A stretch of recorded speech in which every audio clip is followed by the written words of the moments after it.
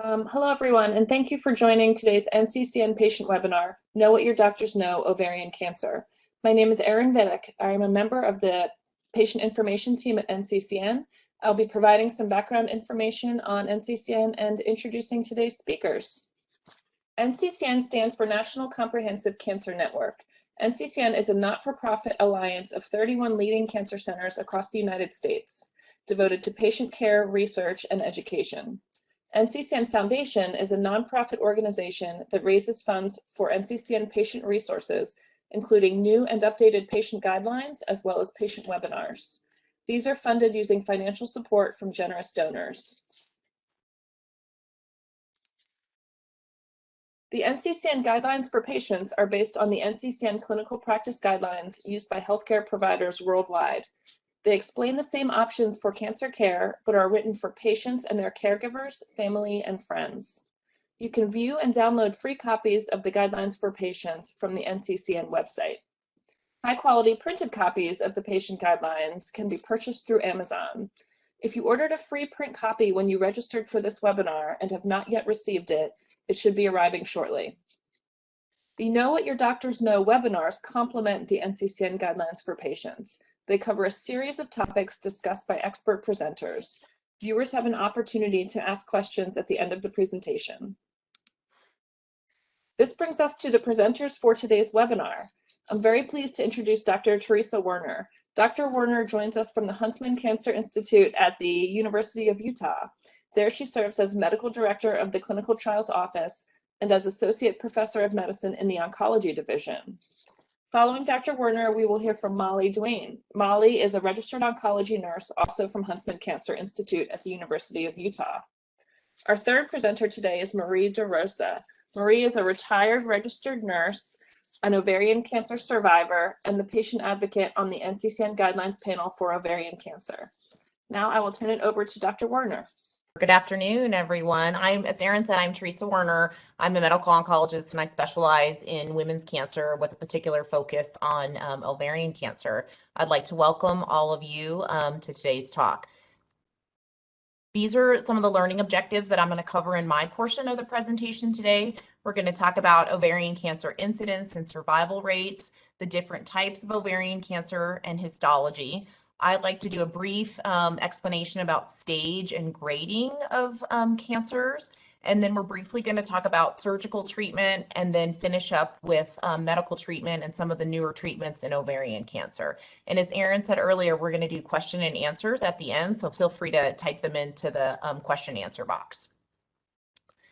So many of you may already know this, that there's no effective screening for ovarian cancer. So unlike breast cancer, where we can do a mammogram and you can potentially feel a breast mass, it's not very easy to do in ovarian cancer.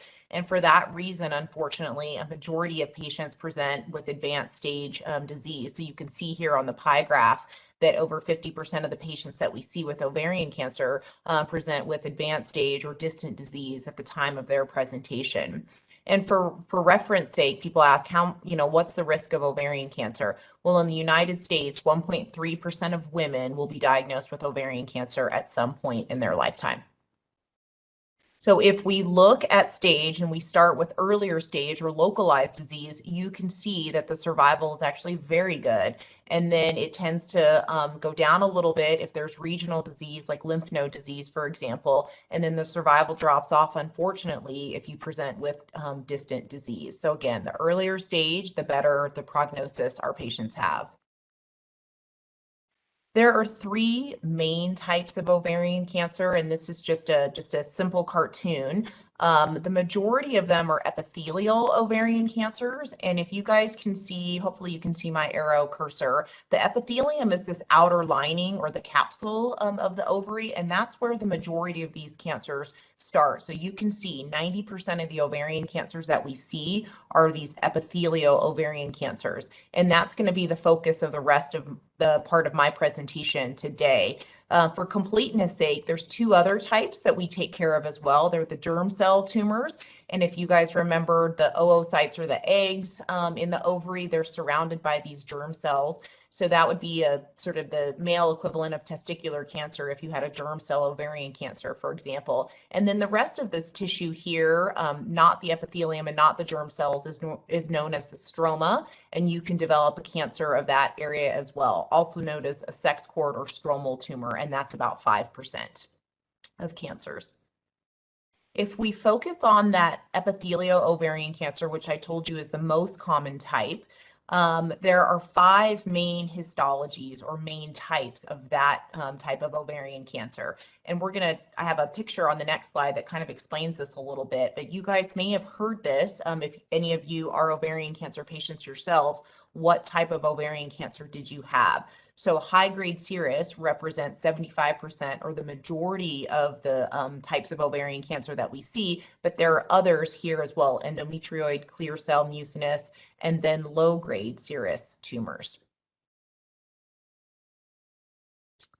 So this picture sort of breaks these particular epithelial ovarian cancers into 2 groups. So this group at the top, pictured here in blue, and this group at the bottom, pictured here in red.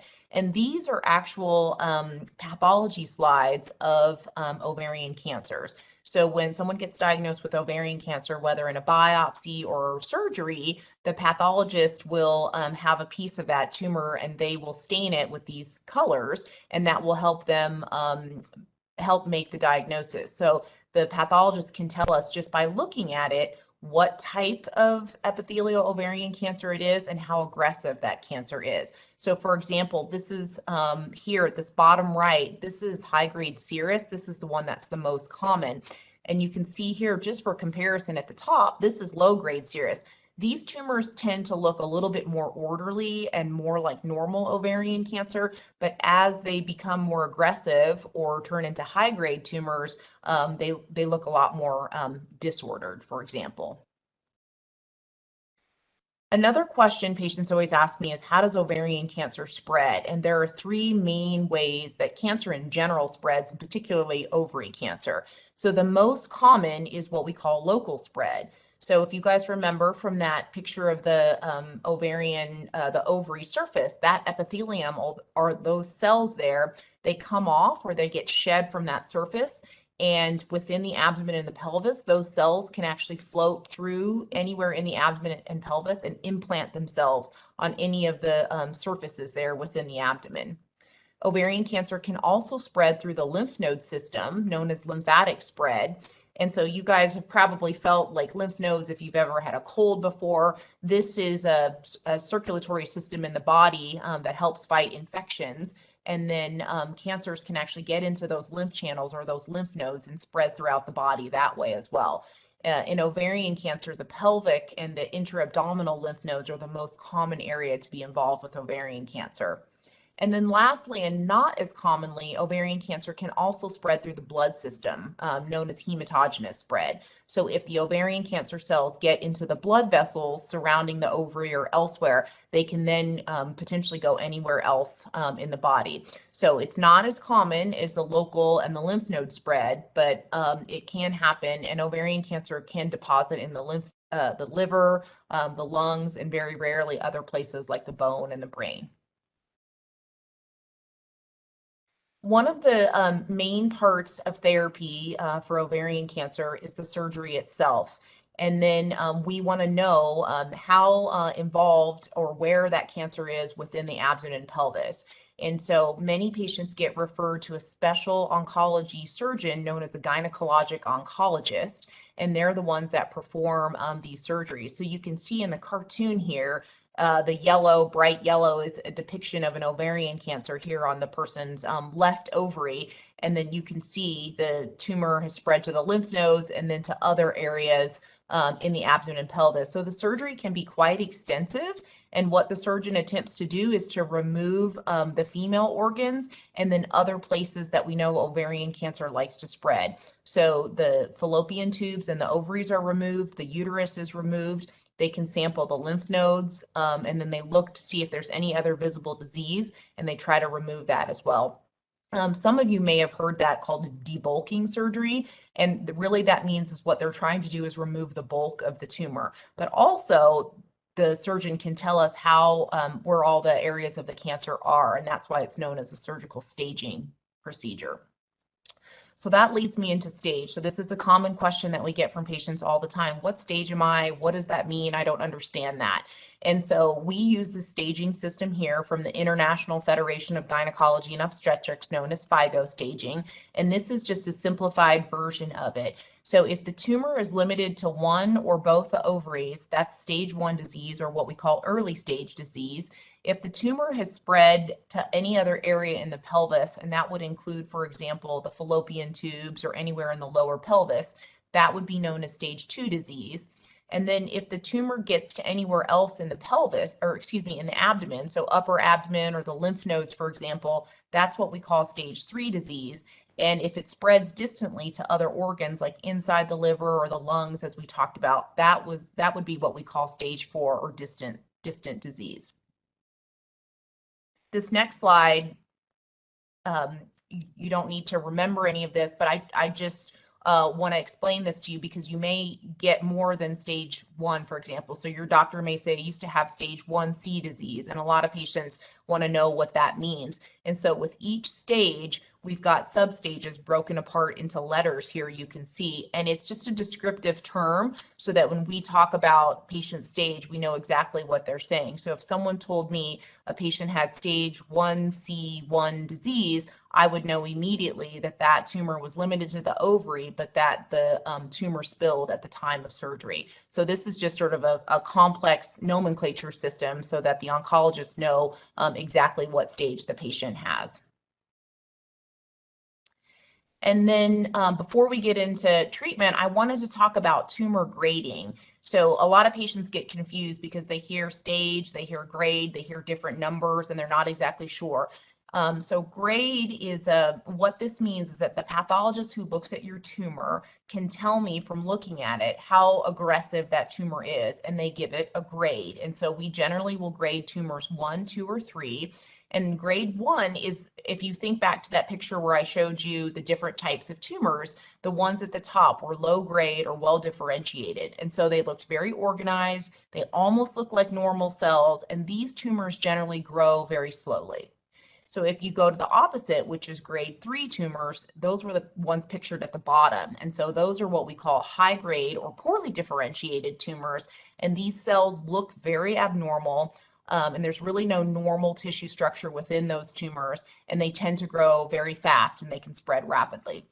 So again, when we're talking about ovarian cancer, the most common type is high grade or grade 3 serous, and those are the ones that tend to spread and grow very rapidly. So just want you guys to know, because you might see that in a pathology report and not understand the difference between grade and stage. So hopefully that's a little bit easier to understand at this point. I just have a few slides on hereditary ovarian cancer, and this is going to tie in toward the very end of my presentation when I talk about some of the new treatments that we have in ovarian cancer. So at least 15% of all cases of ovarian cancer are associated with hereditary or inherited factors. And so many of you may have heard of these two genes, in particular BRCA1 and BRCA2. And they account for 70% of hereditary ovarian cancers are due to BRCA1 and 20% are due to BRCA2, and that the rest of them are due to other syndromes known as Lynch syndrome or other genetic defects. And if you have, for example, a BRCA1 mutation, your risk of ovarian cancer is much higher than someone who does not. So if you remember from the beginning, I talked about a risk of 1.3% ovarian cancer in your lifetime. If you happen to carry one of these mutations, you have a 30 to 40% if you have a BRCA1 mutation. So these women are at really high risk to develop ovarian cancer. And so if we know that ahead of time, we can work on prevention strategies for these women or families. And so this is a relatively easy cartoon, and I like to explain this again because it's going to come into play later on in my talk when we talk about treatments.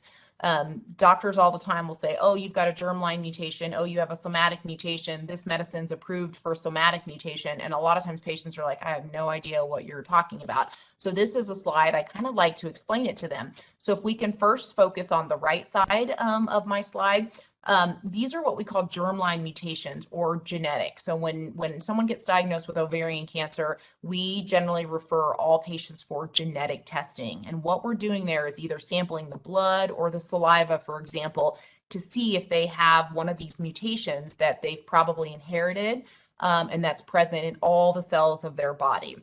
So basically what happens is the mutation is present in the egg or the sperm, and it gets passed on to the child, and then all of the cells in the child have this particular mutation in them.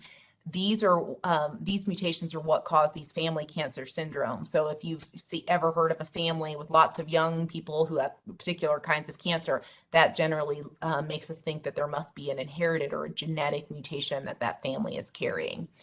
So on the opposite side, so the left side of the slide, these are what we call somatic mutations. So these are mutations that are not inherited, they're not in all of the cells of the body, and they happen to just be in the tumor themselves, okay? So the mutation is, for example, in the breast cancer or the ovary cancer cell. And these are not passed on to family members, but these mutations do make women more susceptible to some of the other treatments. So if you have a germline mutation, for example, you're going to have that mutation in all the cells of your body, including the tumor.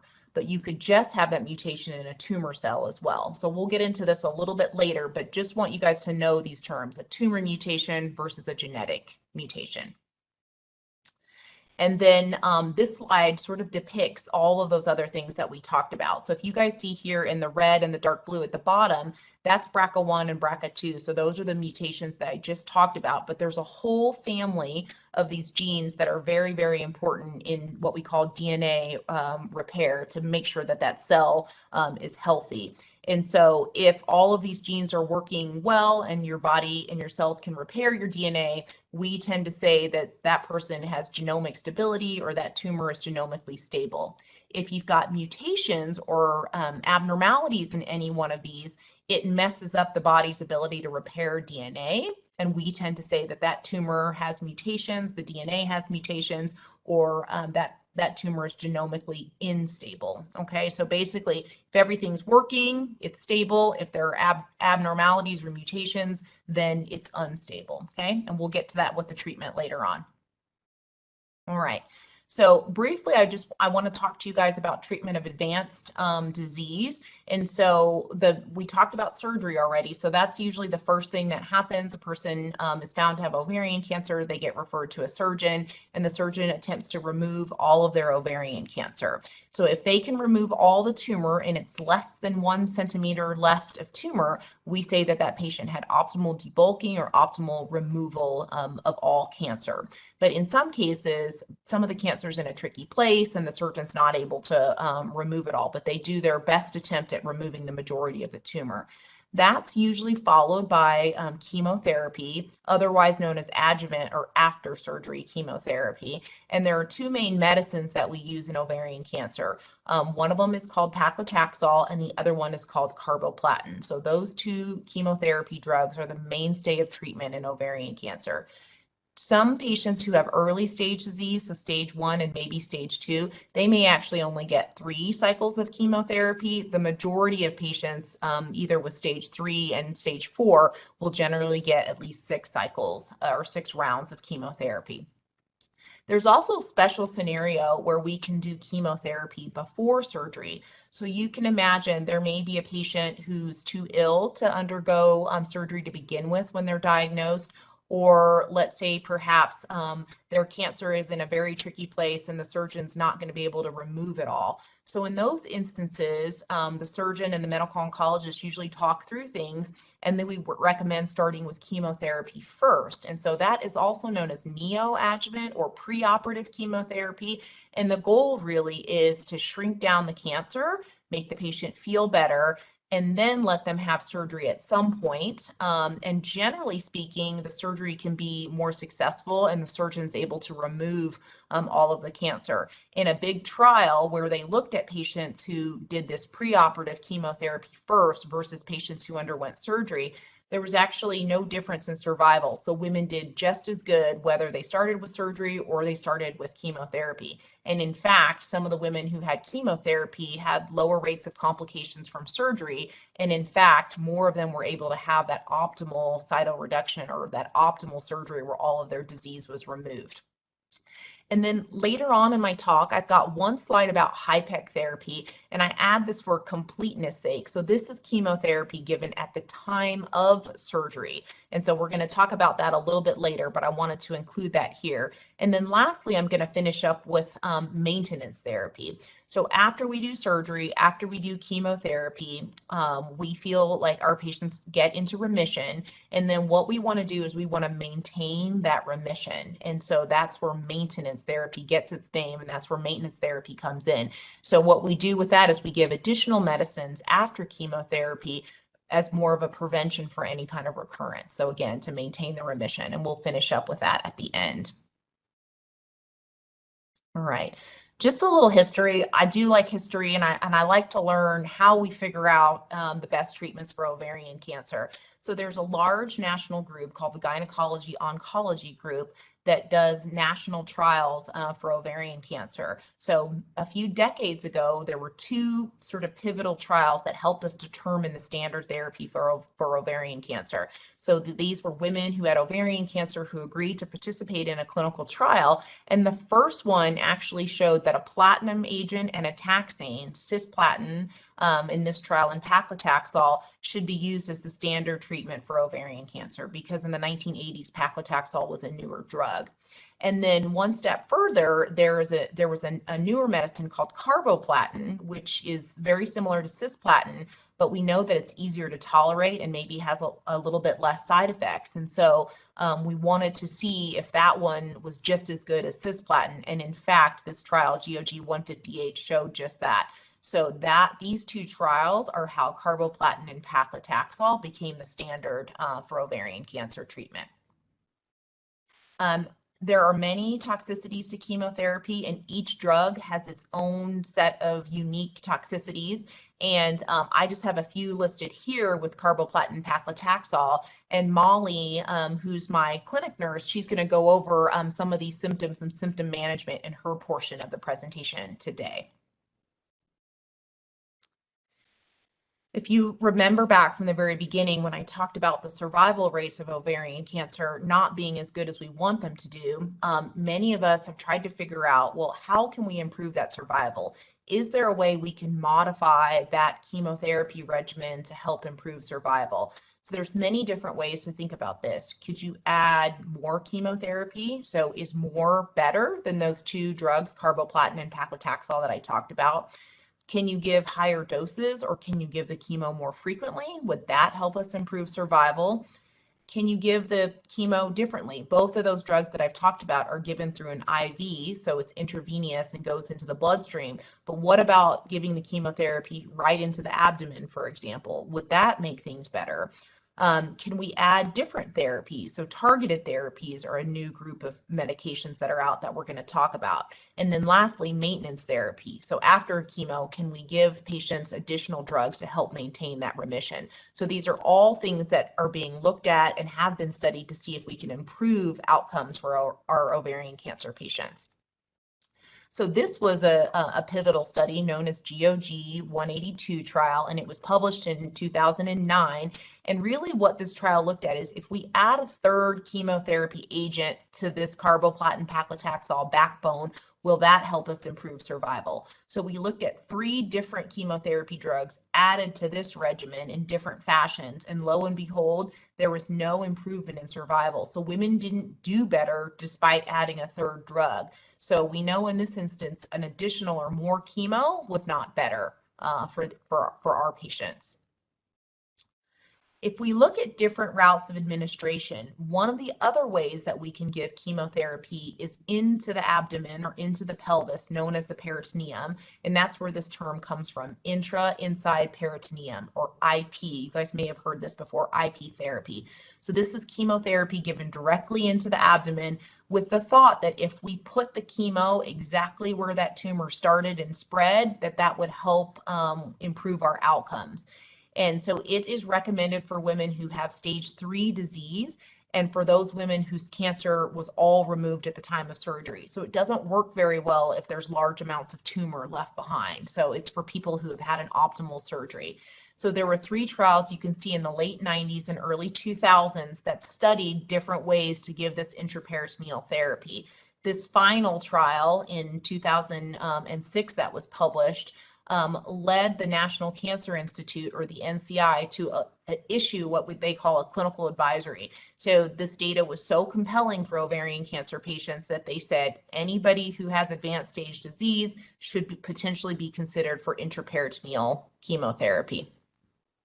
And so this was that trial that I just showed you. It's known as GOG 172. And what this trial looked at is it compared IV chemotherapy versus a combination of IV and some of that therapy intraperitoneally, or IP, in women who had stage 3 ovarian cancer.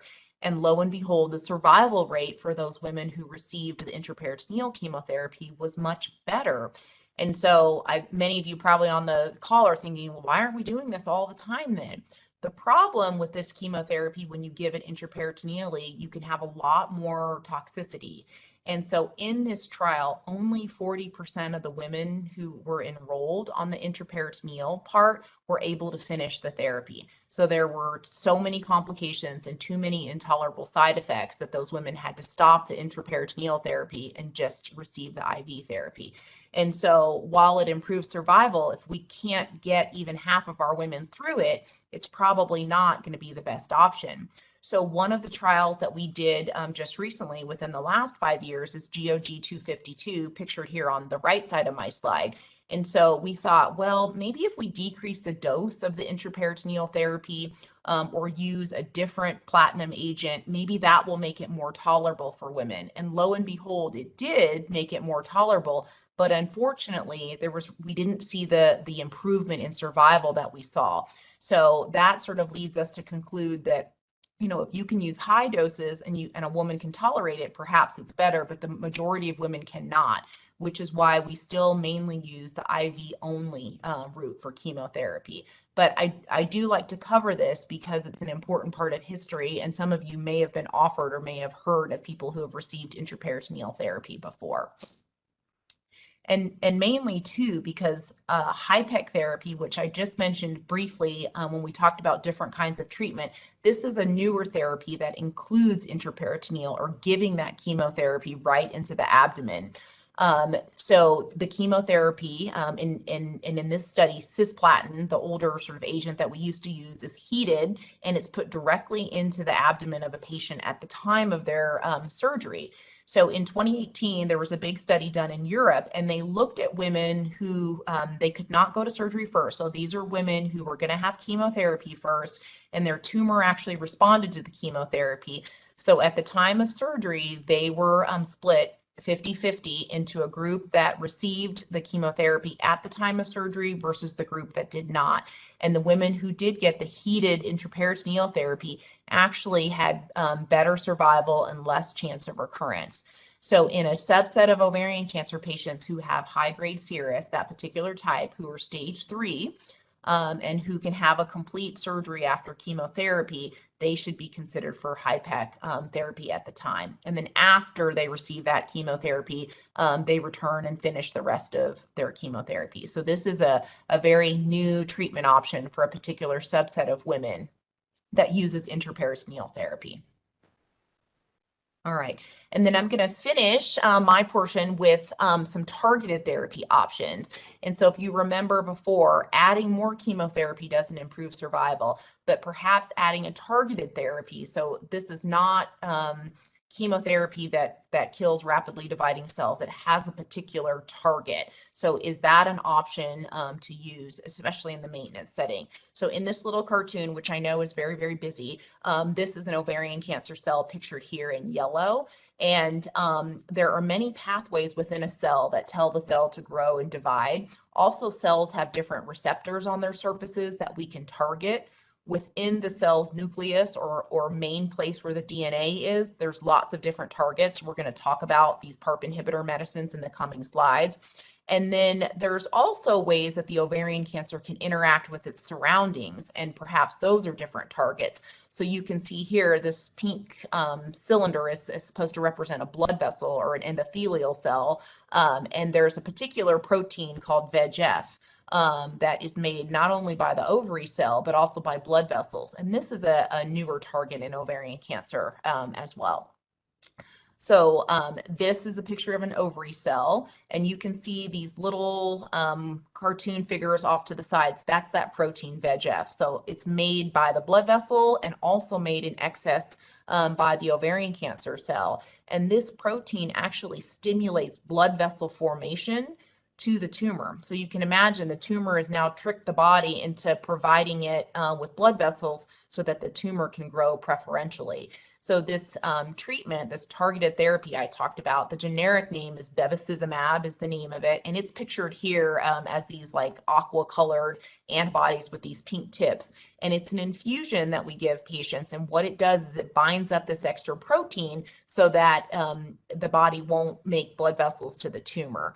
And you can see here in 2014, it was actually approved for women who had recurrent disease that was not responding to chemotherapy. And in 2016, this medicine was approved for women who had finished platinum therapy if they've recurred.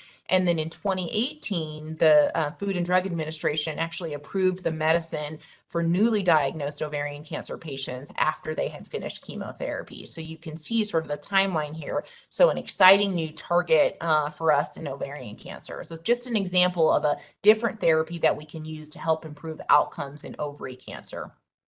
Okay, and my last couple slides here, we're going to talk about this other targeted therapy known as PARP inhibitor therapy, which many of you may have heard about. So if you remember from the very beginning, I talked about 15% of ovarian cancers have a genetic or an inherited family cancer syndrome mutation. That's depicted here in the green. If we study people's ovarian tumors themselves, there's an additional 10% of women who have a mutation in one of those DNA repairs, particularly BRCA1 or BRCA2, within the tumor themselves. And then there's about an additional 25% of women who have some other abnormality which causes them not to repair their DNA very well. So if you look at all high-grade serous ovarian cancers, about 50% have some sort of DNA repair or what we call homologous recombination deficiency. This is also abbreviated HRD. So you may hear your doctor or someone say, oh, her tumor was HRD positive, for example. So what that means is there's some sort of abnormality in repairing the DNA, which leads your tumor to be what we call genomically unstable or unstable. And so this new class of medicines targets this protein called PARP.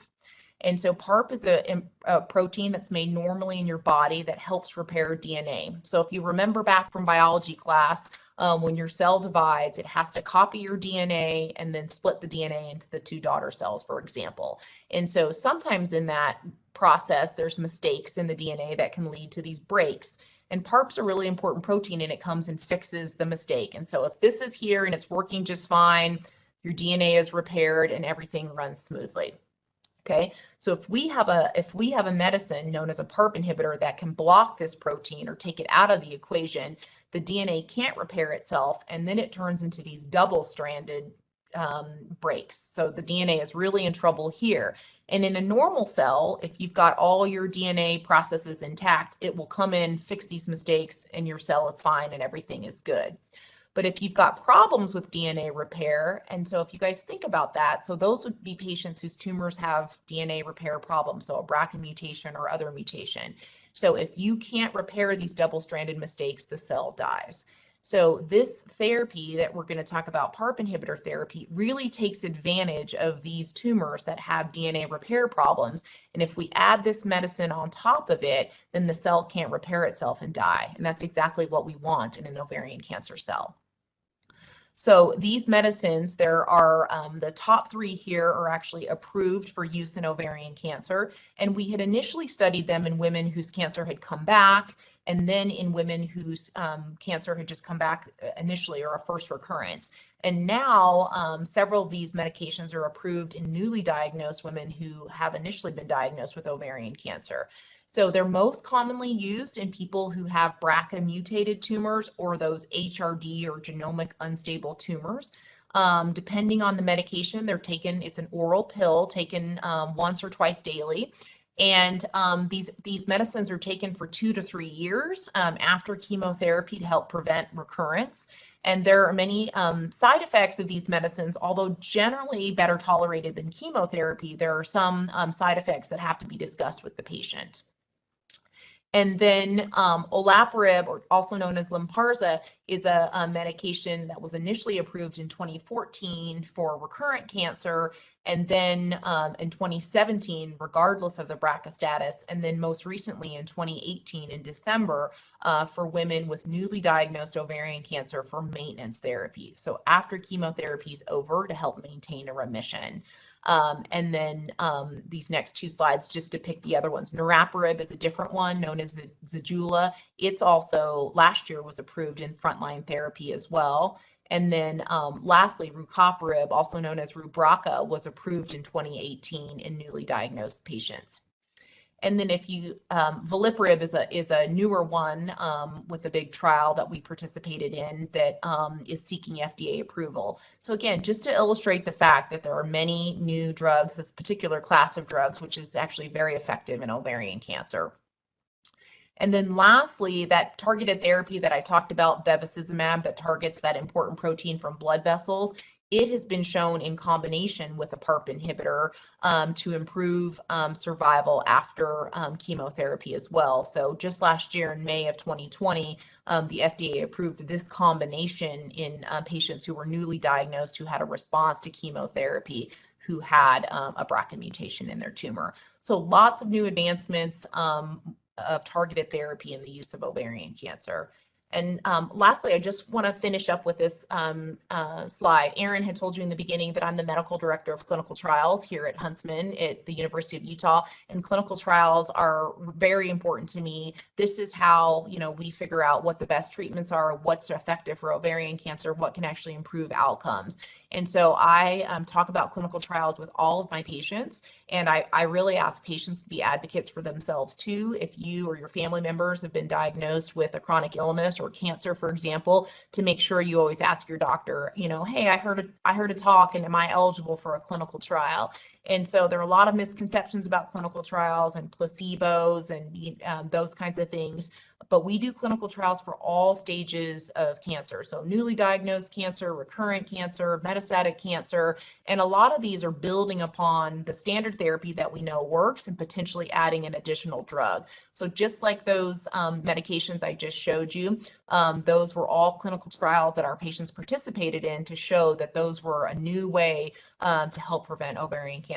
So again, this link that you guys have on your slide is a quick little YouTube video from the National Cancer Institute to show what potential benefits there are in a clinical trial. All right.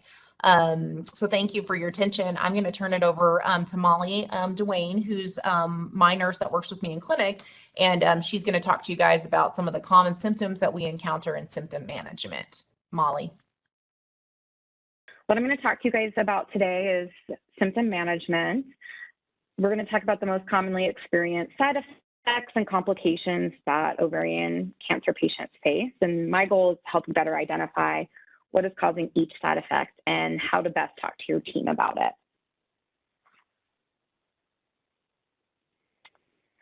So as Dr. Werner mentioned, each treatment comes with its own set of potential toxicities, and it's really important to discuss with your team what side effects or toxicities you are at risk for with your treatment and your prescribed medications. We want you to be prepared. Many side effects and toxicities can be easily managed with over-the-counter medications. So it's really helpful to already have these medications in the medicine cabinet before you start your treatment.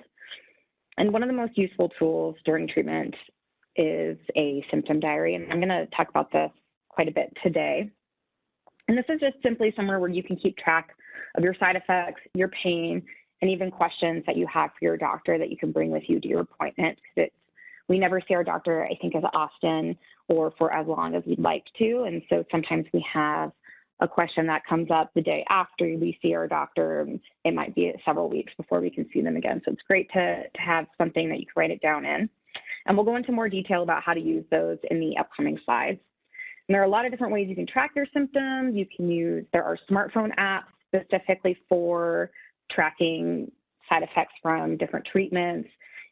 There are pre-made printouts available online, and you can even do something as simple as using a calendar or a notebook or a day planner. And then we want you to use your resources.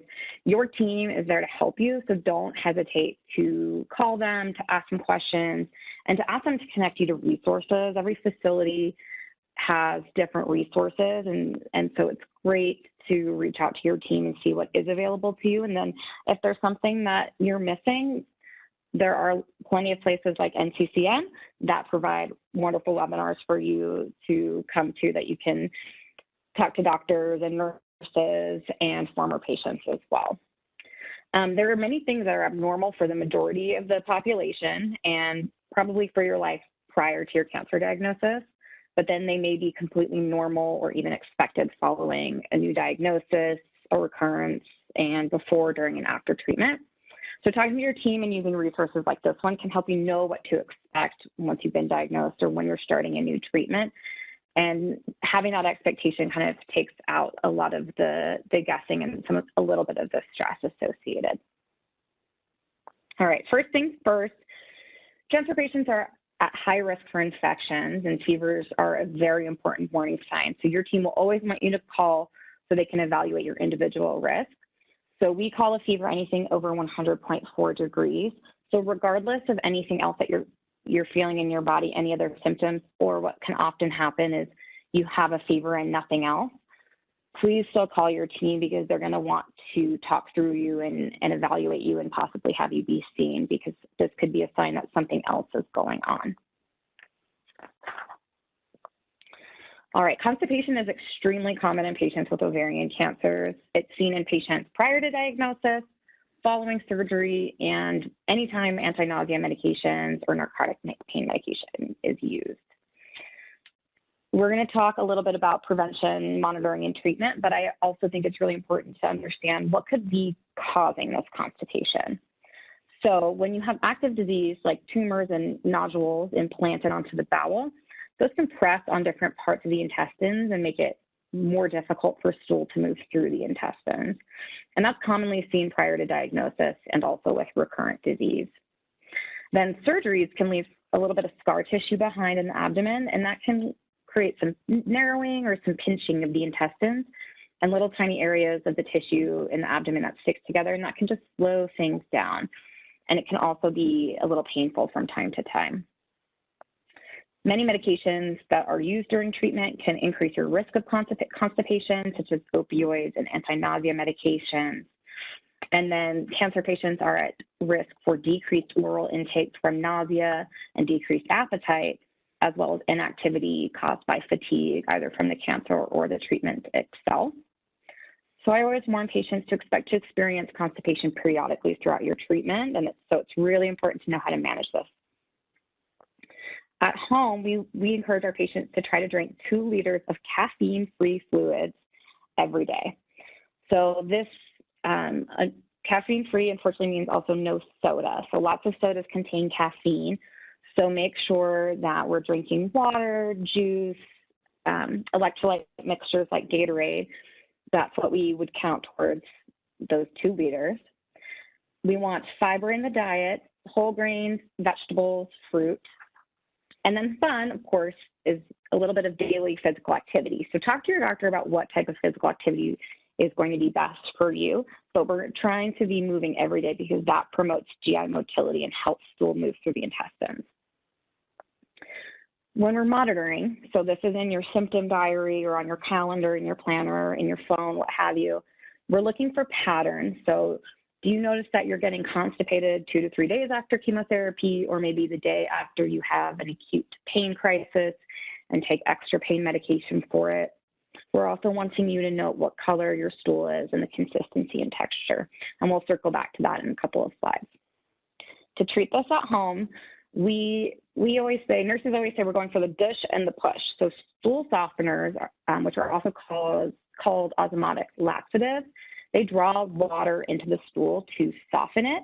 And so as you can imagine, if you're picturing the intestines, if we have narrowing from surgery or we have tumor pressing on it, if we have softer stool, it's going to be able to slide past those mechanical issues much easier. So this helps counter the effects of obstructions caused by the tumor or possible adhesions, which is that bowel stickiness caused by scar tissue. And then stimulant laxatives like Senna and Bisacodyl, Zucalax, those promote peristalsis of the gut to help things get moving and counter the effects of opioids and anti-nausea medications that slow the gut down. So your team can help you identify the bowel regimen that's going to be best for you based on what your risk factors for constipation are. And I really recommend having a plan in place before you're constipated. And then, of course, we have the flip side of that coin, which is diarrhea. And this is an abnormal increase in stool liquidity and frequency that may also be accompanied by abdominal cramping. And there are lots of different things that can cause or contribute to diarrhea. Most patients will experience this at some point in their treatment for ovarian cancer. So talk to your team about what your risks are so you're not caught by surprise. And for many cancer patients, occasional diarrhea will be largely unavoidable. So I think it's really important that you know how to manage it and when to call your team. So we ask for our patients to call us if they have 4 to 5 liquid bowel movements within 24 hours. That is our threshold. And your team may have a different threshold. So again, it's important to know what they want to, when they want to hear from you. So while you're having an episode, stop taking any laxatives and stool softeners. So often we see diarrhea occurring following an episode of constipation due to overcorrection with stool softeners and laxatives. So your first step is going to be to pull back on taking any bowel medications. Avoid things that you know irritate your stomach. So common irritants are spicy foods, alcohol, and caffeine. And again, just a friendly reminder, that includes most sodas. And then we want you to be monitoring yourself for signs and symptoms of dehydration. So we're looking for urine that is darker than normal. If you're making fewer trips than usual to the bathroom to urinate, new or increased dizziness, dry mouth, increased thirst, things like that. We ask our patients to call us if they have the 4 to 5 liquid bowel movements in a 24-hour period, or if they're noticing any blood in the stool, sores or cracks on the rectum, any signs and symptoms of dehydration, and of course, if they have fever. So at home, the first thing that we recommend is one of the Oncology Nursing Society recommendations, and that is to eat a bland diet, something that's easy to digest while you're experiencing diarrhea. So we commonly refer to this as the BRAT diet. You may have heard of it in some of your touch points with healthcare. So that is the bananas, rice, applesauce, toast. But really, we're talking about anything that's easily digested and again, bland. Imodium, that is our over-the-counter medication that can help slow things down. And then if that is not cutting it, there are prescription antidiarrheals available as well. So on the right side of the slide, we have the Bristol stool chart. This is the information that your healthcare team is looking for when we ask about the consistency and texture of your bowel movements. This might seem a little bit unusual, but this is very vital information. It tells us a lot about your bowel health. So we recommend that all patients keep track of the frequency of their bowel movements, as simple as placing a check mark on the day on your calendar every time you have a bowel movement. But if you're noting that you're having bowel disturbances or an abnormal bowel movement, take a minute to assess the quality of the stool. And the stool chart on this slide can be very helpful with finding the words to communicate in a way that your healthcare team will understand. Note what you've been eating at that time so you and your team can identify trends.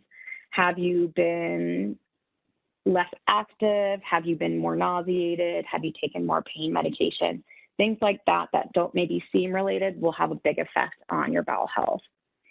And then I also like to teach patients how to use the Bristol stool chart to help manage over-the-counter bowel regimens.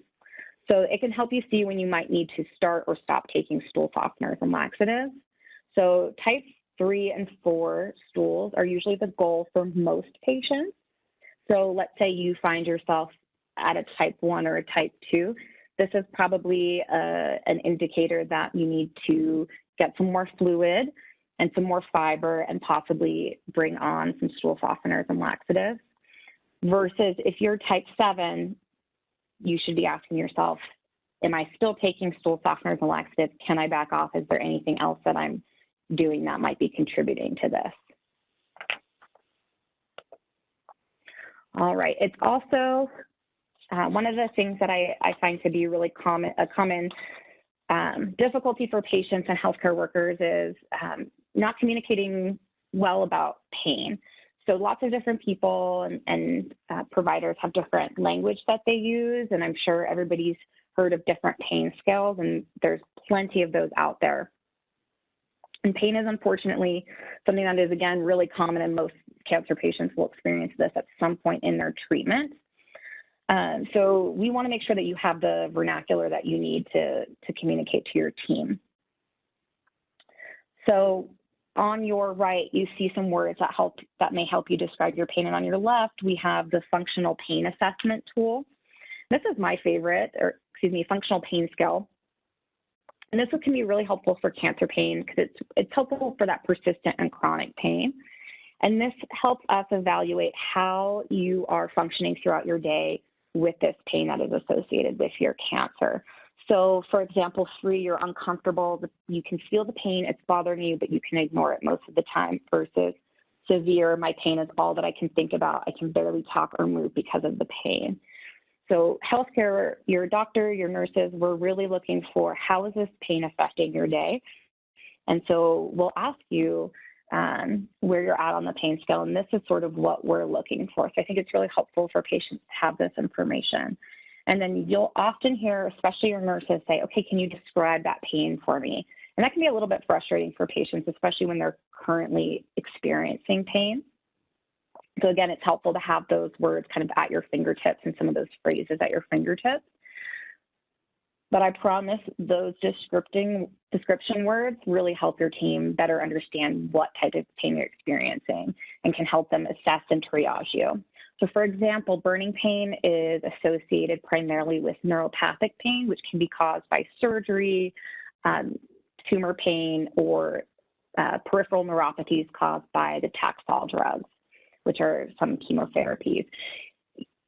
Associated with that would be pins and needles, versus shooting or sharp pains. That's telling us something else is going on. That's more likely an acute process and is going to be triaged differently.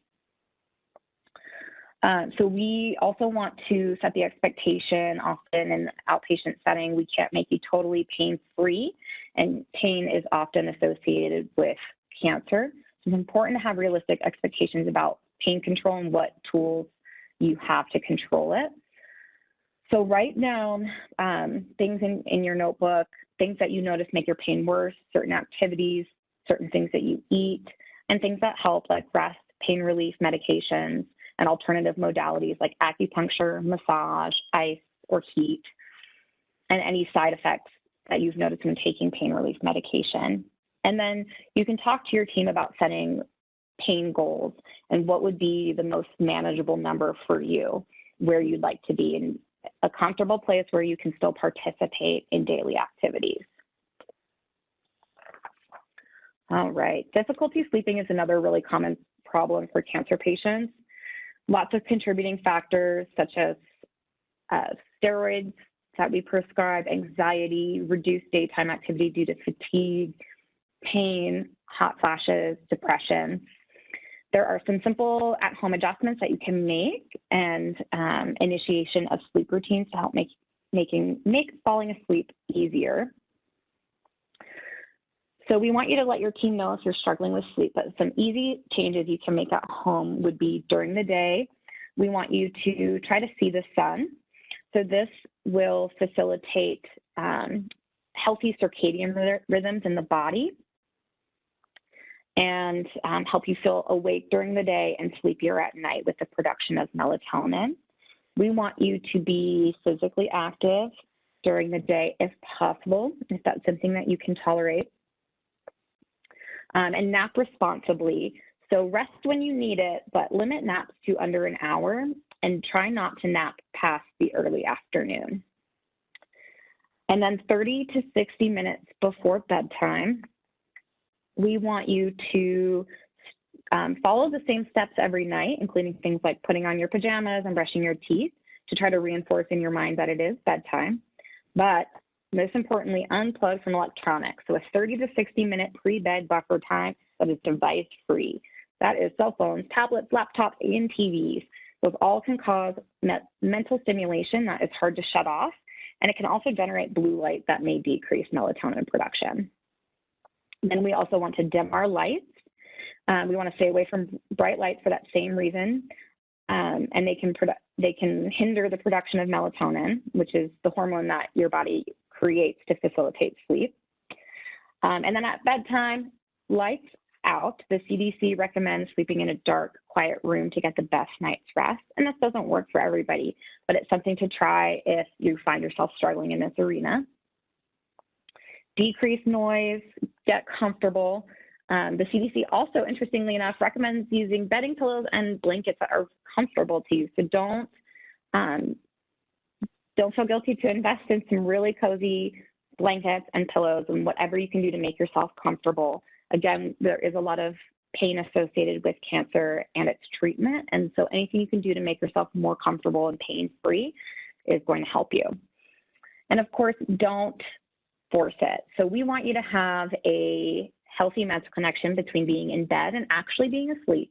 So for that reason, if after 20 minutes you're tossing and turning, you haven't fallen asleep, we encourage you to get out of bed, stretch, read, or do something else calming in nice low light before trying to fall asleep again. And different techniques will work for different people. There are meditations, progressive relaxation, soft music, stretching, mindfulness-based relaxation techniques. So lots of different options out there if you find yourself struggling to fall asleep, and just know that that's very common. If you don't find that any of this is working, please let your team know, because getting rest is very important for getting through cancer treatment. And on that note, fatigue. So again, fatigue, very common, can be caused by the disease itself and can also be caused by the treatment. So we want you to, if this becomes a chronic issue, prioritize your activities. So focus your energy on your most important tasks for the day. So what do you want to accomplish today? Plan to exercise early in the day if possible. And again, allow yourself to nap and rest, but do not let yourself sleep all day.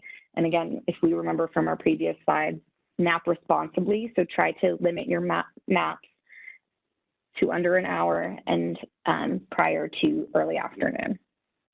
And then distraction can be really helpful if you're feeling fatigued, as can getting some exercise and physical activity every day.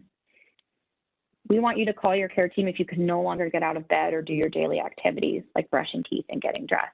So if we think back to that pain scale, so we are very focused on how are you functioning throughout the day. So if your fatigue is like your pain and it's preventing you from participating in the activities that are important to you and the activities that we associate with being functional throughout the day, brushing teeth, getting dressed, getting out of bed, your team is going to want to know about it. So please let them know.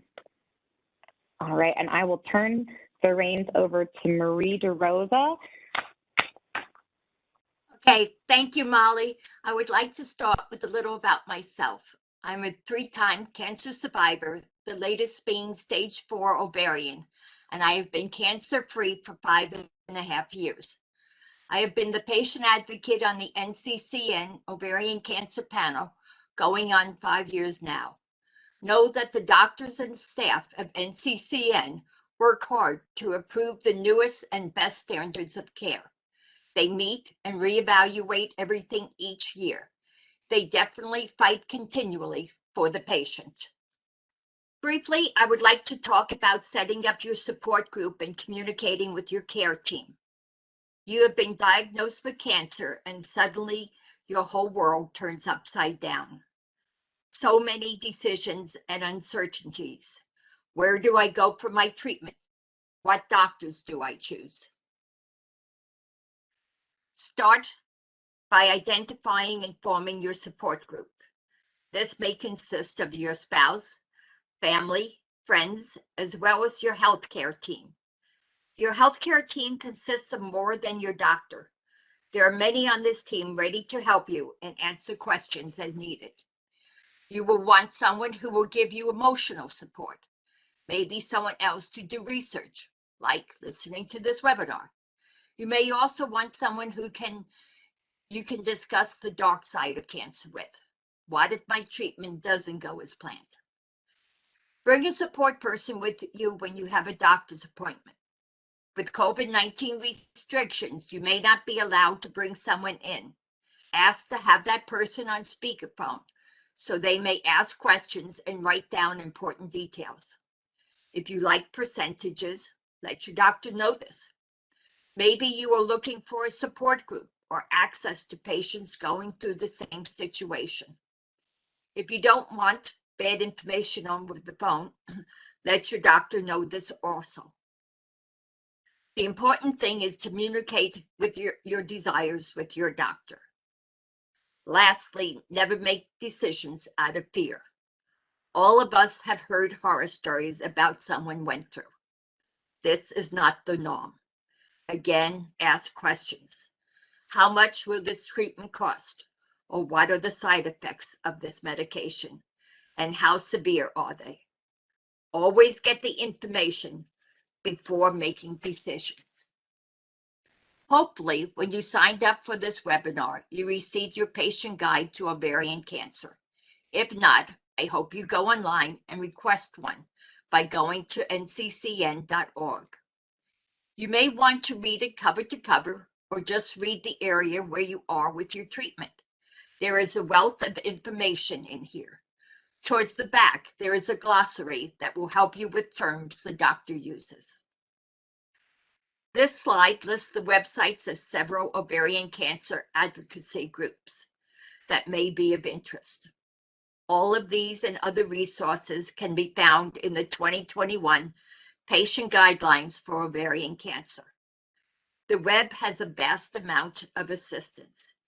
These groups may help you find financial assistance, rides for treatment, support groups. Now with COVID-19, there are many support groups online. No one should face cancer alone. Survivorship. What do we do now? You finish your treatment, now what? How do you go on with life? You are not going to suddenly be full of energy. Start with the routine. Get up in the morning, get dressed, and slowly increase your activity. Set priorities. If you go back to work, then that is your first priority. Add others as your energy permits. Take rest periods. Don't forget to take care of you. Go for a leisurely walk. Go to the movies. Go out to eat with a friend. By now, your appetite should have returned. Remember to keep your support team close by. Keep your follow-up appointments. Yes, with each test, you wonder, what will this show? Will my cancer come back? But remember, you are strong enough to handle this. Sometimes it takes 2 or 3 rounds of treatment before they find the best one for you. One step at a time. Our chances are a lot better than 1%, but if it was, why can't we be that 1%? Exercise helps you get your energy levels going. Start off slowly and increase as tolerated. Make it fun. Look for ways to help you cope. Look for a cancer care center in your area that may have a support group, or a local church or a community center may have something you are interested in. Try meditation, yoga, Tai Chi. Challenge yourself to do something new, something that you always wanted to do. It may be paint or write a book. Cancer changes you, but it can make you a better person. They go out and live your life. I believe now we will go back to Dr. Weber, who will answer questions. All right, thanks everybody for your attention. I'm gonna, again, I'm Dr. Werner. I'm gonna moderate the questions here. I'm gonna go through them. If you have a specific question for Marie or Molly, please just let me know. Otherwise, I think many of these are gonna be directed to me. So I'm gonna do my best to get through, and then Erin, just remind me when we're up for time. All right, so first question is ovarian cancer, if it's advanced stage 3, could it also be considered metastatic disease, or is M1 disease considered stage 4? So very knowledgeable person here about staging asking a question. So typically stage 3 disease is confined to the abdomen and the pelvis. Okay, so generally we would not call that metastatic disease. Although when someone says metastatic disease, what they mean is that that disease has spread away from the ovaries or it's metastasized. So when we particularly talk about staging, though, stage 3 is where is that disease in the abdomen and pelvis, namely the abdomen or lymph nodes. And then when you talk about stage 4 disease, that's really what we consider what I think, I can't remember who asked the question, that's M1 disease or metastatic disease outside the abdomen and pelvis. So that would be if, you know, you had positive pleural fluid around the lungs, for example, if you had cancer in the lungs or inside the liver, that we would call that stage 4 or M1 disease. Next question, does the grade of tumor affect the likelihood of recurrence? This is a question for Maria. That's a great question. So if you guys remember back to that slide, I talked about grading. So grade 1 is low grade or slower growing. Grade 3 are what we call high grade or faster growing. That definitely does affect prognosis and risk of recurrence. So the higher the grade, the more of a risk factor that is for recurrence. So great question.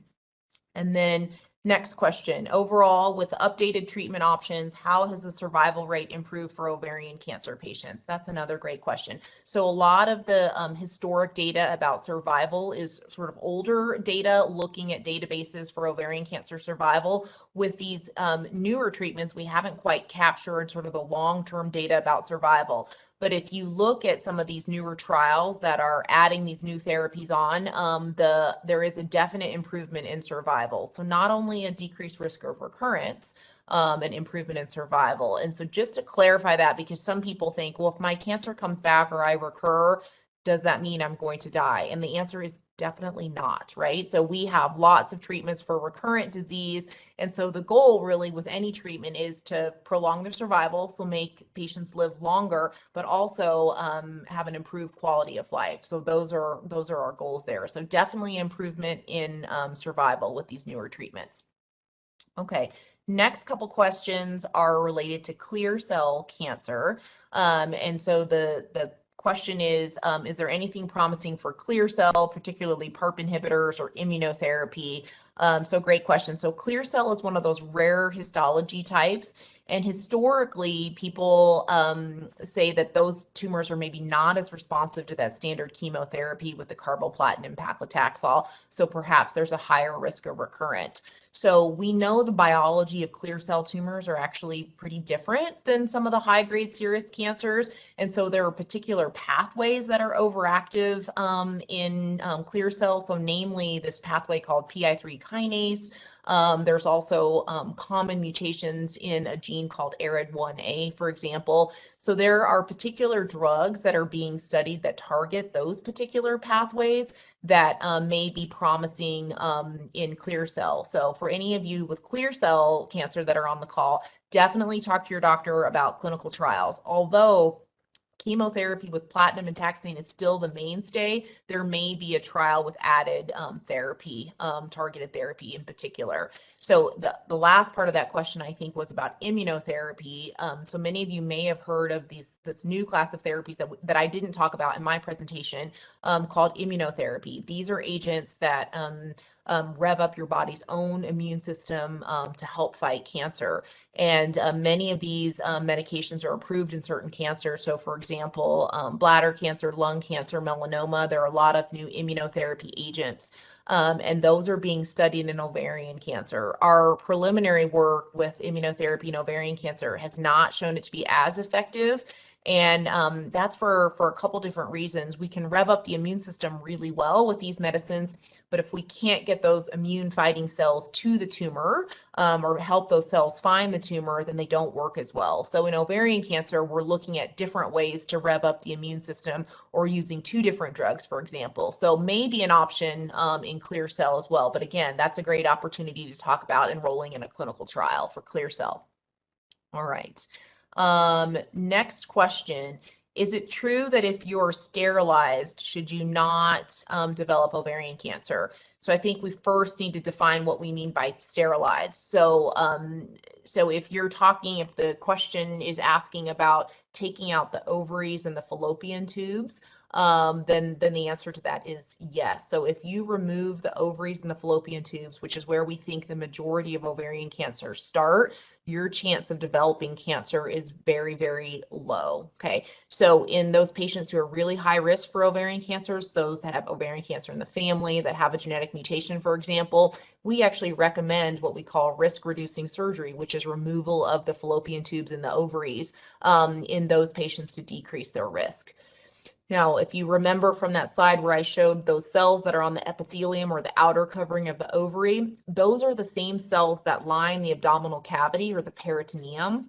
So even if you take out the ovaries and fallopian tubes, you can actually still develop what we call peritoneal cancer because those cells that line the abdomen are of a similar nature. So the risk is really, really low, but that is still a possibility. So it's about 5% chance, for example.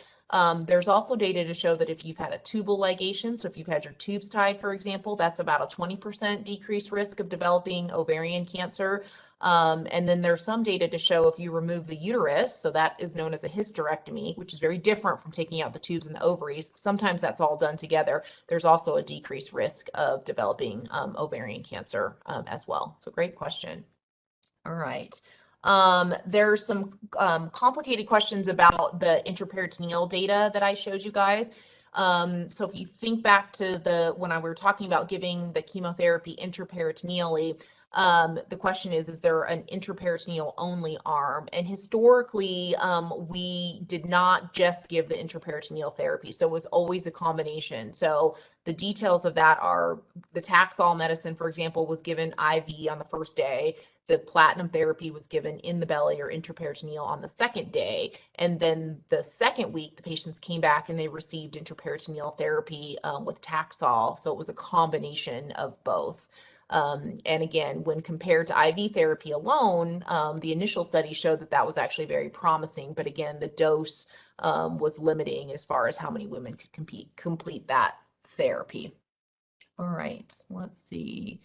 And someone's asking about a handout, so I think you guys will get that. We did have one question submitted before the conference started, and I don't know if that person's on the line, but I want to repeat the question and answer that for you guys. So the particular question was about estrogen receptor positive ovarian cancer, and in those cases, are anti-estrogen therapies, particularly a class of medicines called aromatase inhibitors that are used in breast cancer, are those effective in those tumors? And so the answer to that question is yes, we believe so.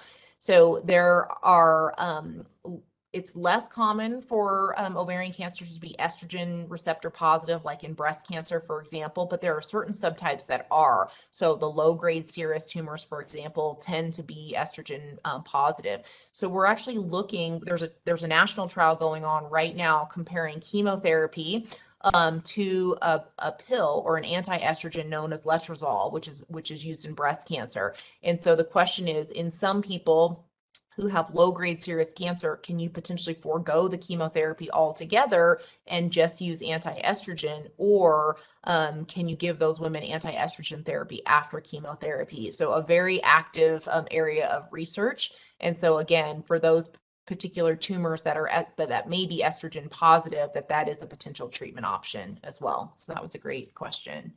Let's see, did I get Aaron, are there any other questions that I missed?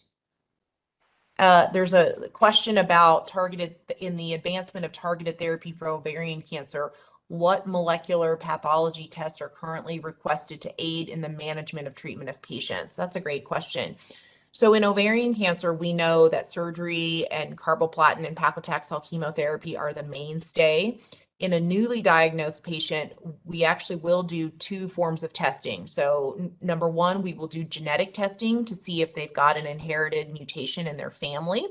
And then we will also do tumor testing to look for those DNA repair abnormalities that I talked about, also known as homologous recombination deficiency or HRD. And we do that testing in newly diagnosed patients because they may qualify for one of those PARP inhibitor therapies as maintenance after their initial chemotherapy. So that would be one scenario where we would test patients. For patients who have ovarian cancer that it comes back or they've recurred, a lot of times what we'll do is we will potentially biopsy an area of recurrence, and then we will send that tumor away to do what we call tumor profiling. And so that can look at BRCA if you don't know that already, but can also look at a lot of different other pathways or abnormalities that may lead us to pick a targeted therapy or may direct us to a clinical trial for that patient. So generally speaking, we will do the genetic testing and HRD testing for BRCA, and then at times of recurrence, we will do the tumor profiling that's more in depth to look for other treatment options. All right, and then I see one here about cold capping.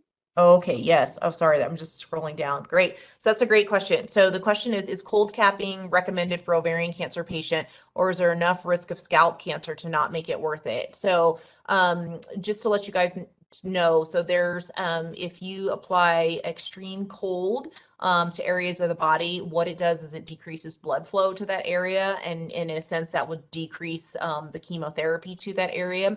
So in breast cancer, they've been doing it because many of the medications, and they use Taxol or paclitaxel a lot as well, cause hair loss or alopecia. And so by applying cold before, during, and after the chemotherapy, you can perhaps prevent some of that hair loss. And we do talk about it with ovarian cancer patients because we use paclitaxel as well. The risk of scalp recurrence in the scalp is very low in a lot of the solid tumors. So the risk is a lot higher in blood-borne cancers like leukemia, for example. And so they may have more issues about doing cold capping. But for a patient who wants to try to preserve their hair, we will help them with cold capping. So it's definitely something you should talk about with your oncologist. This is where the patient advocates are great, like Marie, for example. So I have several patients who have successfully done the cold capping. I think it depends upon a lot of things, how much hair you actually have, how good the person is putting on your caps, for example. So we have several patients who are willing to talk to our new patients about their experience to help them make a decision if it's right for them. So great question. And then other question, what would be your recommended follow-up post-staging surgery, frequency of blood test, imaging, etc.? That's a great question.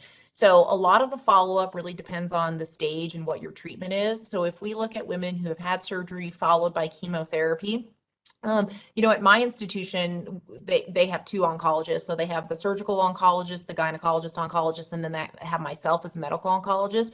And we usually see them together in clinic for their follow-up. So after chemotherapy is over, the general recommendations are for follow-up visits every 3 to 4 months for the first 2 years following chemotherapy. And so that would include blood tests, including CA-125 perhaps, and then a pelvic exam. And then after the first 2 years, we decrease the follow-up to every 6 months for years 3, 4, and 5. And then at years 5, we go to annual follow-up.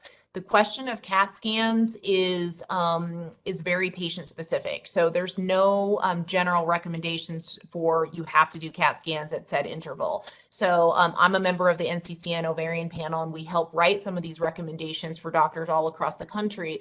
And we will say those scans can be done as clinically indicated. So if, for example, a patient has a new symptom, let's say increasing pain, or their CA-125 is rising, we would potentially do scans at that point. If a patient had CAT scans in the beginning and there was a spot we wanted to follow, you could determine the interval of when you need to do scans. So there's no set schedule for doing routine imaging in ovarian cancer. It's really very patient and doctor dependent, and it's definitely dependent upon clinical symptoms.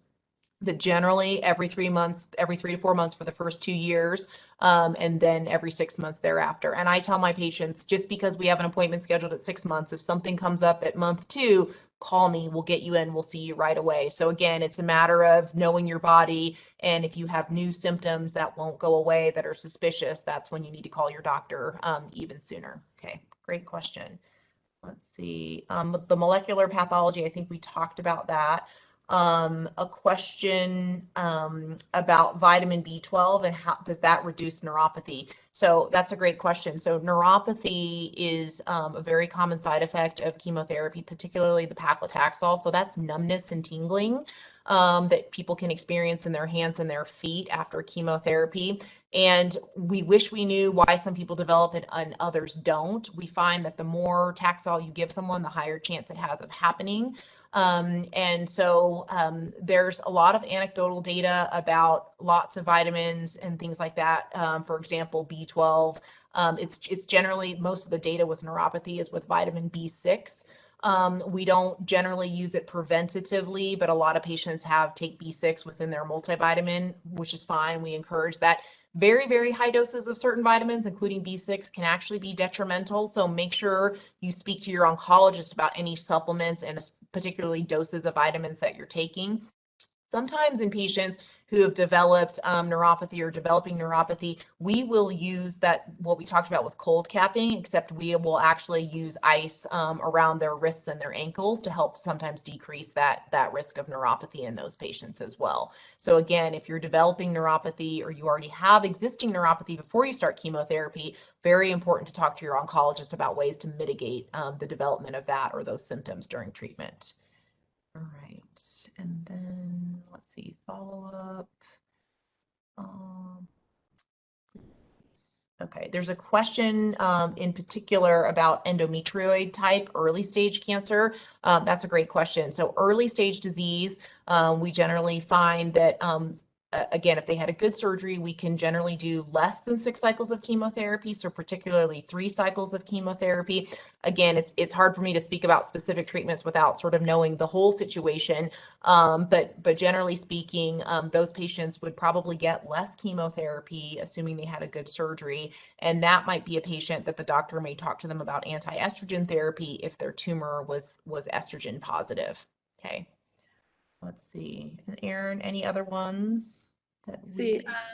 Following a patient with normal CA-125 at diagnosis with advanced stage. Okay, that's a great question. So the majority of ovarian cancers, particularly the high-grade serous cancers, make excess CA-125, which is a blood test. It's a protein that we can measure in the blood, right? So normal levels are generally between 0 and 35.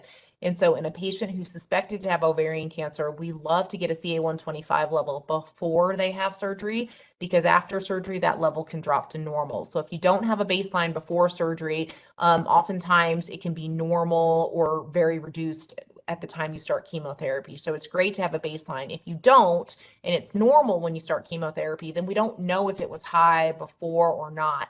So while we continue to check it during surveillance and follow-up, we can't solely rely on it as a marker. So historically, if your CA-125 was high at the time of diagnosis, we suspect it would be high at the time of recurrence, which is why we follow CA-125s.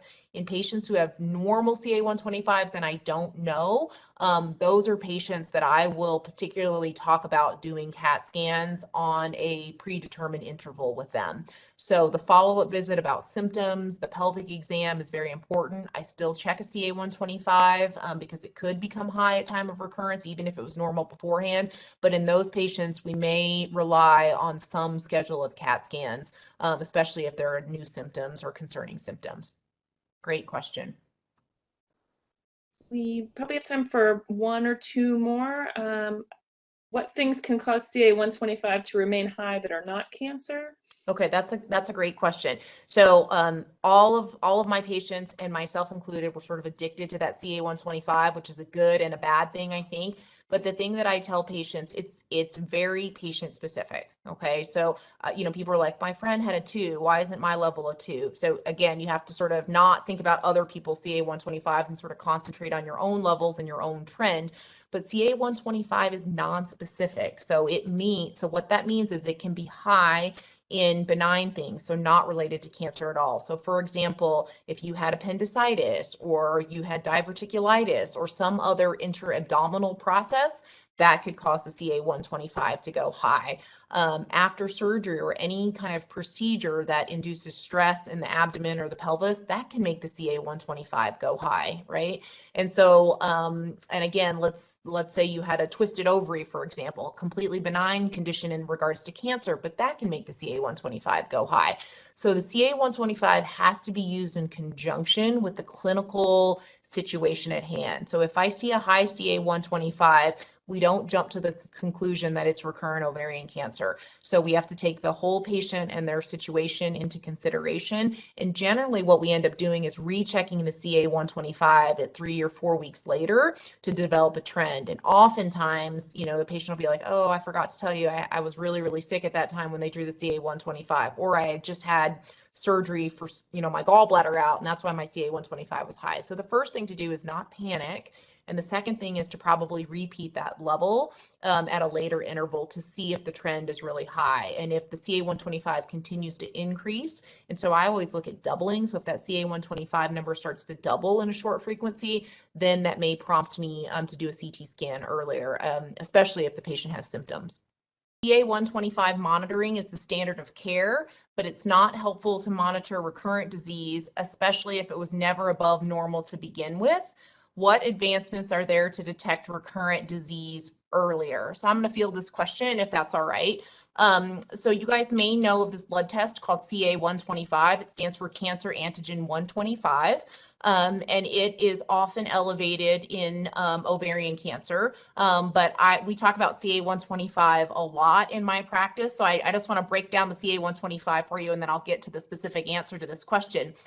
It is a non-specific blood test, okay? If it's normal, it doesn't mean that there's no cancer. And if it's abnormal, it doesn't mean that there's cancer, okay? So CA-125 can be elevated in non-cancerous conditions. So if you had diverticulitis and you had lots of diarrhea, and you all know how to manage diarrhea now because Molly did a good job explaining that, but that can cause your CA-125 to go up. If you have an infection or appendicitis, that can cause your CA-125 to go up. It can be elevated in other cancers, breast cancer, lung cancer, for example. It's just it's the most common one elevated in ovarian cancer, and particularly high-grade serous ovarian cancer. So when we see patients in clinic, we will check a CA-125 to begin with. Sometimes if the ovarian cancer is suspected at the time of your surgery, somebody will have checked it before, sometimes not. And sometimes the first one we get is when they come to my clinic and they've already had surgery. So it's important to know what the baseline CA-125 and what happens during treatment. So tumor cells make CA-125 in excess, but your normal body makes it as well. So the normal range for most labs is 0 to 35. Again, so if it's high, it may suggest that your ovarian cancer is making CA-125. So we do like to check that with each round of chemotherapy. We'd love to see it go down. There is a rare instance where it doesn't ever normalize, but generally that number will get into the normal range, okay? And so we do actually follow this when we see patients in follow-up. So after you're done with your chemotherapy, you may or may not be on maintenance therapy or a clinical trial. We generally will see patients every 3 months for the first 2 years after they finish their chemotherapy. And that would include a visit where we talk about symptoms and any recurrent or residual symptoms from treatment. We do baseline blood work to make sure their blood counts have recovered. We check their CA-125, and we may or may not do any imaging, and particularly in ovarian cancer, we like to do CT scans. And so if your CA-125 was elevated to begin with, we will follow that. And sometimes we actually get a clue with a rise in a CA-125 that a recurrence is happening. And so it is really sometimes a very good and early monitor that we use to see if recurrence is happening.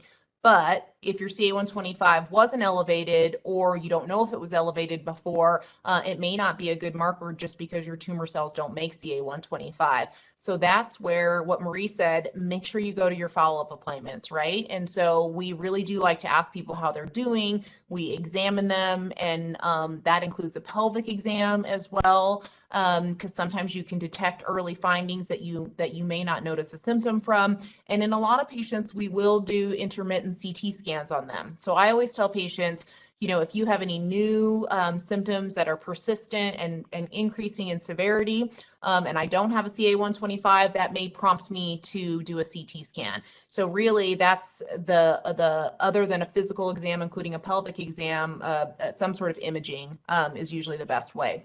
And we don't usually do PET CT scans in ovarian cancer. They can be, you know, more expensive, a higher amount of radiation. And so we don't normally have to do a PET CT scan. A lot of the things that we find we can see on regular CT scan. Okay, so hopefully that helped answer that question. I'm going to move on to the next question. Once symptoms present, including pain in the abdomen, if a diagnosis is delayed by 3 or 4 months, is this time delay significant enough to mean the difference between treatment being successful or not? Okay, that's a great question. So really asking, if you delay diagnosis by 3 to 4 months, is that really going to make a difference? Okay, so it can in the sense, but it doesn't make a difference in the successful treatment or not. So one of the important things that we talk about with our, you know, when we do our community outreach, for example, is sort of knowing these warning symptoms, right? So, you know, we women know our bodies very well, but we also tend to be very busy, and we tend to ignore things or attribute them to getting old, or I'm premenopausal and perimenopausal, and that's what, you know, that's why I'm slow and fatigued, for example. So I always tell patients, please pay attention to your bodies, right? So if you notice a change in your bowel movements, you are a little bit more bloated than normal. You can't exercise as well as you could. You eat a small amount and you get full. So some of those are warning signs. And I always ask patients, you know, you're your best advocate, right? So you want to go into your primary care doctor or your OBGYN and say, you know what, something's not right. I'm having these weird symptoms. They should start with an exam. Sometimes they'll do blood work, and then it eventually ends up getting you eventually end up getting some sort of imaging. So a CT scan or an ultrasound or something like that will prompt a diagnosis. So 3 to 4 months doesn't seem like a long time, but in an aggressive, quick growing cancer, sometimes that can lead to, you know, worsening stage or more disease. I mean, honestly, you know, denial, a lot of people think, I don't want to think about cancer. I don't want to think that that's what's wrong with me. So I just say, hey, come in, let's check it out, and let's make sure it's not cancer. And so that peace of mind, I think, is really worth it. So I just want to encourage, you know, all the women and your family members, if something's not right with your body, you should check with your doctor so that we can get it checked out. But a delay in diagnosis in 3 months does not mean it's not treatable. Okay, we're very good at treating cancer. Our surgeons are very good at doing surgery, and our chemotherapy is really quite effective. So don't ever think it's too late to come in and get treatment, because we generally are very successful in treating ovarian cancers, and we want to make you feel better too and control your symptoms. So that's important.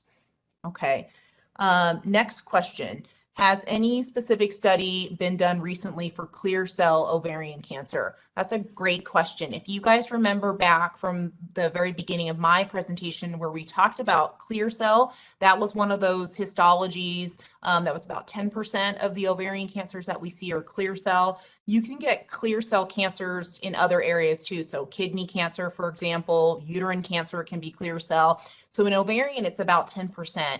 And historically, people think that clear cell cancers don't maybe respond as much to chemo, don't respond as well to chemotherapy than the high-grade serous, for example. But because that cancer is not very common, it's hard to do big clinical trials in that area.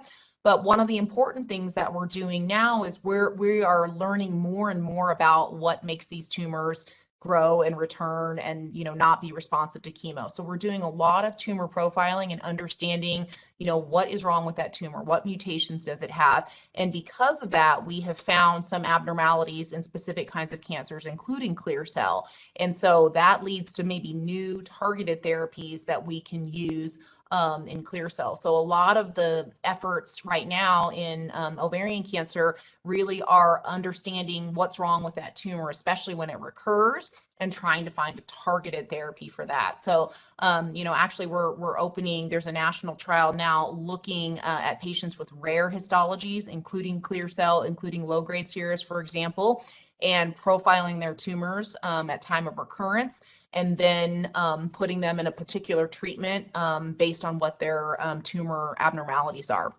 So more advances being made every day, the more we learn about the makeups of these tumors. So that was a great question. Okay.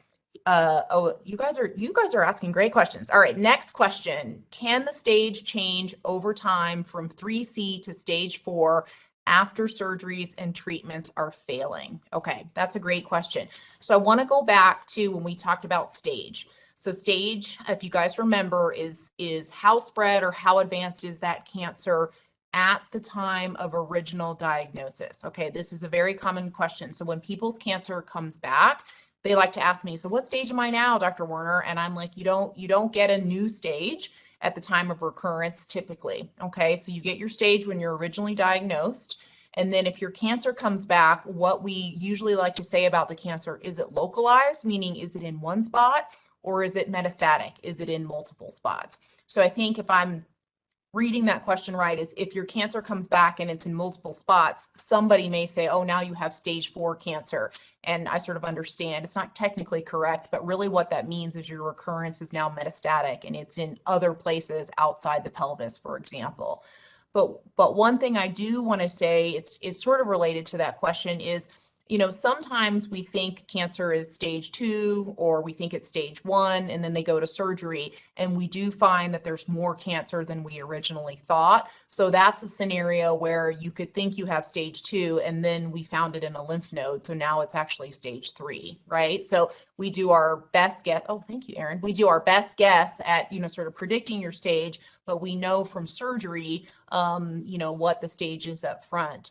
And in a special scenario, when a woman's doing chemotherapy first and they haven't had surgery to determine the stage, we give them what we call a clinical stage. So we look at their imaging and their exam, and we do our best to figure out what stage their cancer is, knowing that at the time of surgery, if we do a really good job with chemo, they may not have very much disease left at the time of surgery. So they get what we call a clinical stage as opposed to a surgical stage, if that helps answer that question.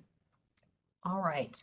And then next question, is it true that if you are sterilized, you should not develop ovarian cancer?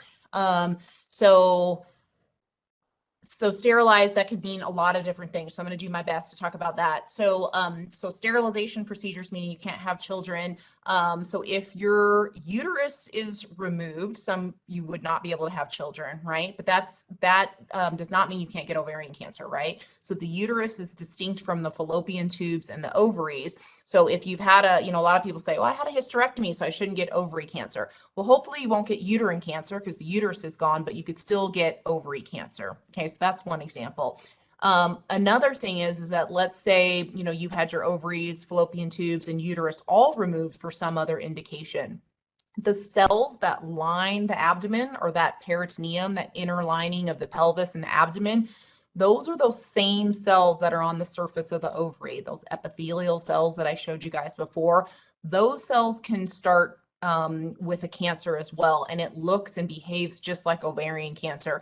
In fact, we call it primary peritoneal cancer. So again, Erin's showing that little picture of the ovary, that outer line, those epithelial cells, those same cells line your abdomen or the peritoneum. And so you can get cancer that starts there as well. So that's another way to get ovarian cancer, but we call it primary peritoneal cancer and treat it the same way.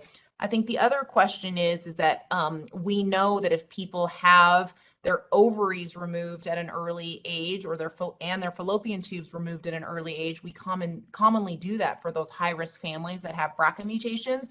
Their chance of ovarian cancer goes from that 30 to 40% range down to less than 5%. And the reason they still have a risk of ovary cancer is because of those peritoneal cells. They can still cause ovarian cancer, and you really can't take out the entire lining of the peritoneum.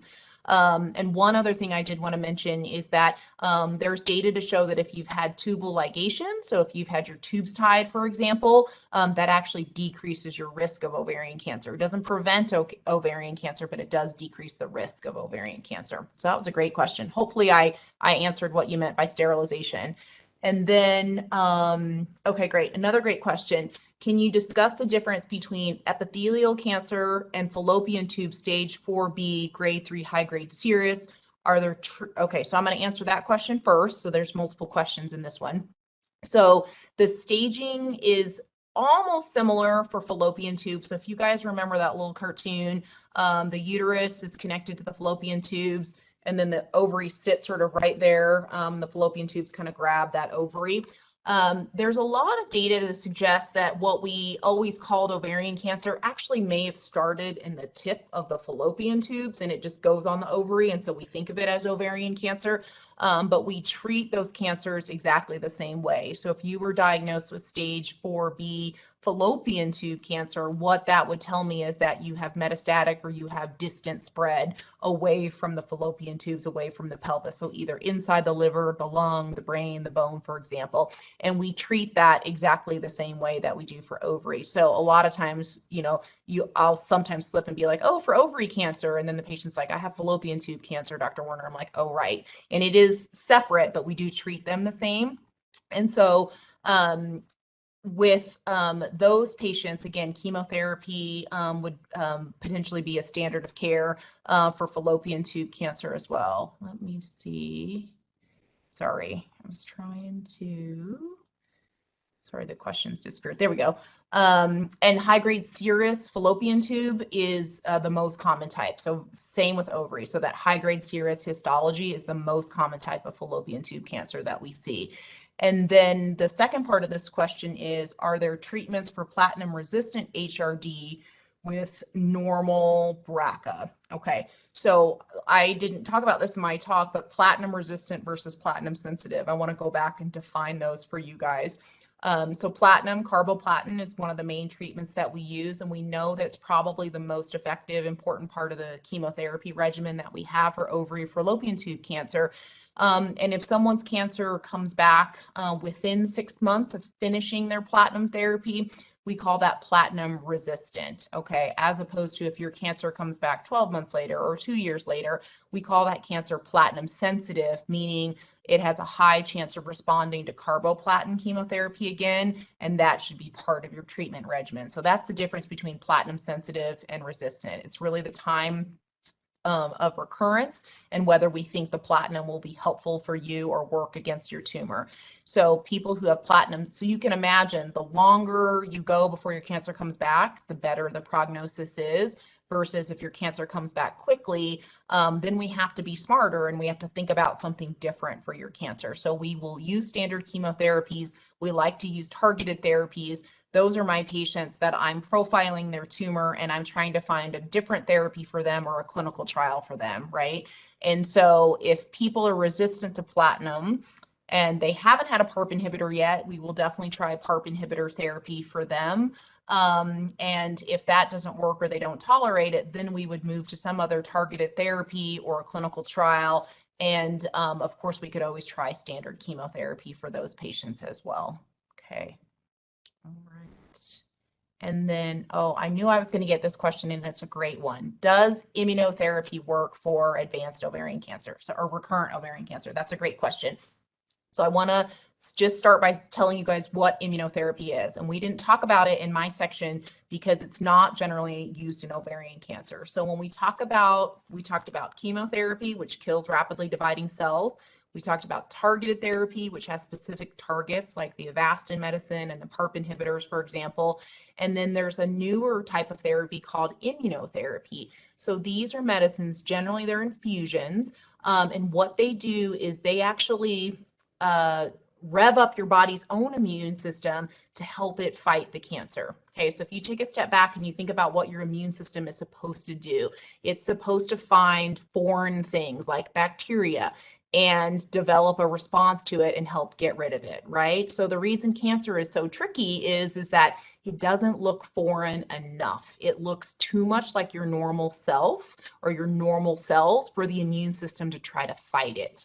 And that's why cancer, we say cancer evades or escapes your own body's immune system, right? Because it looks too normal. So if we rev up your immune system, we may be able to fight cancer. So there are many different drugs that rev up the immune system that we have been studying and using in cancer, but there are certain tumors that respond really well to them.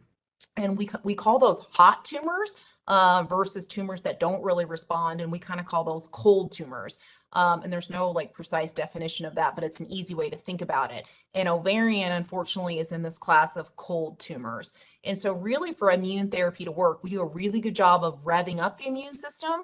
But if you can't get those immune system fighting cells to the tumor, it doesn't really work. And so a tumor can be more attractive or more noticed by the immune system. Those are those hot tumors. And ovarian cancer cells, unfortunately, tend to not be very noticeable. So even though you've revved up the immune system, it may not get to the tumor cells. So that's why immunotherapy doesn't work as well. So that's not to say it shouldn't be used. So what we're doing right now is we're finding that if we combine immunotherapy with other medicines, some of the ones that we've even talked about, the Avastin or bevacizumab, targeted therapy, and even PARP inhibitors.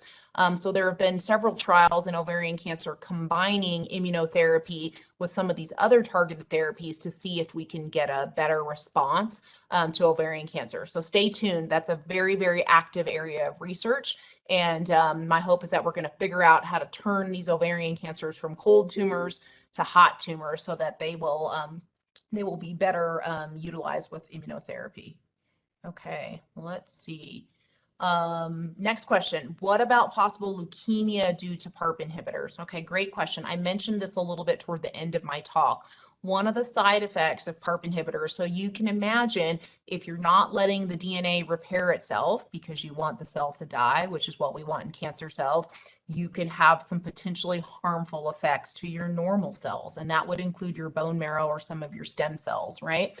And so the risk is about 1 to 2% that maybe long-term use of a PARP inhibitor could have a negative effect on some of those bone marrow cells. And there's a condition known as MDS or myelodysplastic syndrome, which is a pre-leukemia. So some of the blood cells look abnormal, but it's not taken over the bone marrow like it can in leukemia. That's usually a precursor to leukemia. So a couple important things that you guys need to know is that some of the standard chemotherapy that we use for ovarian cancer can increase your risk of a pre-leukemia. And we see that all the time. Sometimes in breast cancer patients, you'll see I survived my breast cancer and then 5 years later I got leukemia, right? So those are what we call treatment or chemotherapy related leukemias. And then as we get older, the more time our cells are in our body, the higher chance they have of developing a mutation and turning into a pre-leukemia as well. So it can happen with age, it can happen with chemotherapy. So it's hard to know, but in all of the big studies, it looks like the risk is still pretty low. So 1 to 2% is what we have generally seen. So it goes back to that discussion with your doctor, right?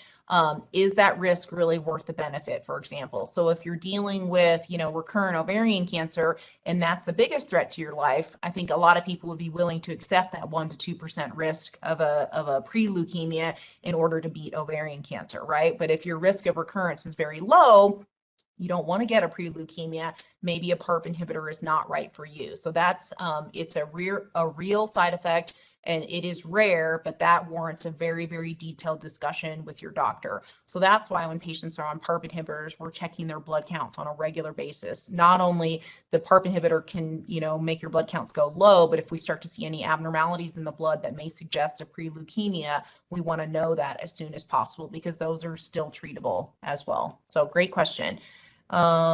Let's see. What's the role of genetic counseling, genetic testing? Should everyone with ovarian cancer get it? And the answer is yes. So in the state of Utah, everybody who gets diagnosed with epithelial ovarian cancer gets referred to genetic testing. So they see our genetic counselors and they counsel them, and then they get genetic testing.